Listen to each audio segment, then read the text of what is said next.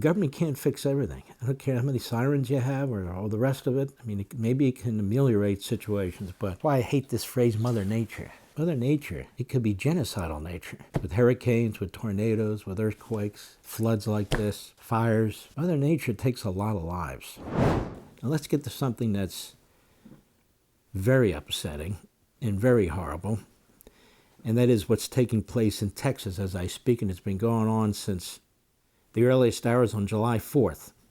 So it's been going on for a while now, and that is the horrific death of all these people.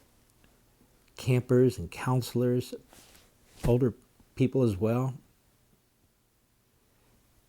In the middle of the night where you can't see a damn thing and the water's rising 26 feet and it's coming in there like it's a tsunami. I mean, it's plowing through, it's taking the trees and the buildings and anything that stands in the way. So it's not rising like this. It's rising like this. I mean, it's flowing through. And imagine if you have a little girl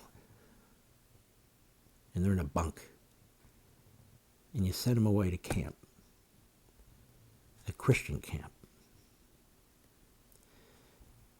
And you're raising these beautiful little girls to be very special people. And these little girls, they're excited, you drop them off, you're excited for them. It's overnight camp or sleepover camp, whatever you call it. And then you leave and you feel great. And they're in good hands. And this happens.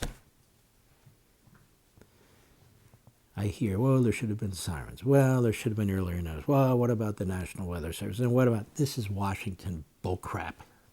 That'll all be figured out later. A lot of it's already been debunked because this is the way the American media work.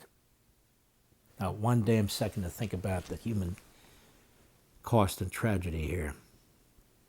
And the numbers keep going up and up and up.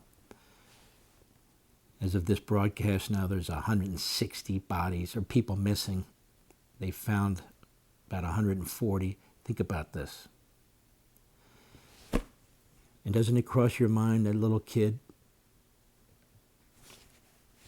trying to breathe underwater?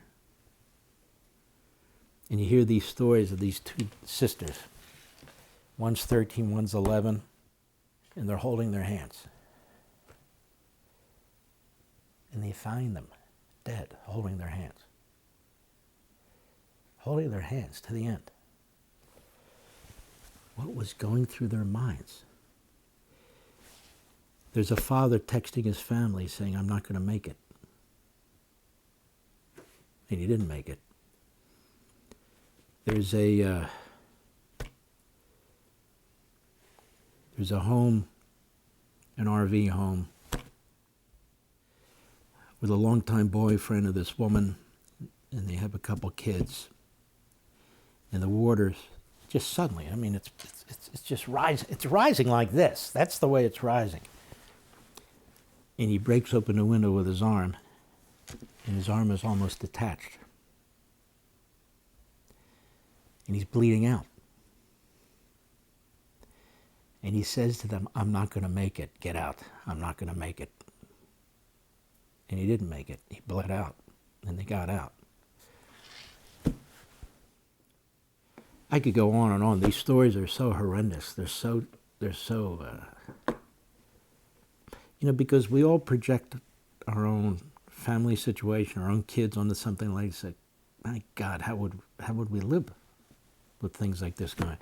Or you think to yourself, the water, remember what I said, it's like a waterfall. It's not rising like this. It is pushing at a very excessive speed to take trees out from the roots, big trees, and to move buildings off their foundations, and you wonder, all those people didn't drown. Some of them were crushed. Some of them were slammed into trees. Some of the horrors. Just think of all these bodies in the water. And they're miles downriver.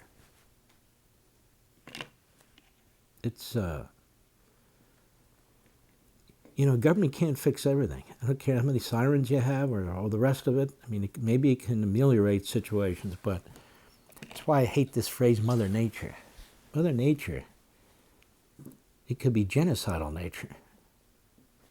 With hurricanes, with tornadoes, with earthquakes, floods like this, fires.